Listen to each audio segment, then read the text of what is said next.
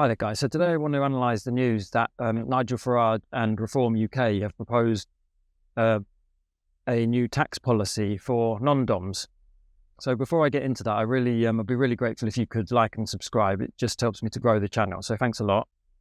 So let's have a look at this then. So the proposal, as it's being reported, is due to be announced later this week, is that Reform UK are announcing that it will give non-DOMs the chance to avoid many UK taxes by paying a $250,000 fee, one-off fee, proceeds going to people on the lowest incomes.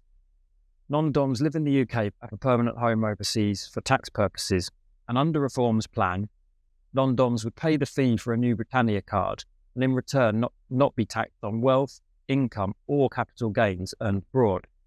They would also avoid the need to pay inheritance tax. And then the other side of this policy is that Reform UK says income from the measure would be transferred annually, tax-free, to the bank accounts of the lowest paid 10% of full-time workers. The party estimates its policy would raise between £1.5 billion to £2.5 billion annually, equating to £600 to £1,000 per low-paid worker. So let's get into this in terms of the economics and the politics of the. Firstly, it's important to think about how this policy is going to be presented within the media and by Reform. So because Reform UK, they don't get any scrutiny in this country, via the media. And as they've got their own propaganda outlet, also known as GB News, I'm absolutely certain that this is going to be presented as them redistributing wealth from the richest in our society to the poorest, when in reality, it's absolutely nothing of the sort. And quite frankly, it's the exact opposite of that. So in simple terms, I think what this policy is going to do is it's going to reinforce and strengthen rampant wealth inequality. Now, Gary Stevenson has talked about this at length, but essentially, wealth inequality is driven by rich people hoovering up assets while ordinary people losing theirs. That's a very simplified version, but that's the nuts and bolts of it. And this policy, I would suggest, is going to turbocharge that phenomenon. So you think about this policy in action. You've got large numbers of wealthy individuals returning to the UK, and they have now got their own tax regime separate from the wider population. So what are they going to use that wealth to do? Well, they're going to use their wealth to buy up all of the assets. And then, of course, if they're having a net gain of assets, then we are going to have a net loss of assets.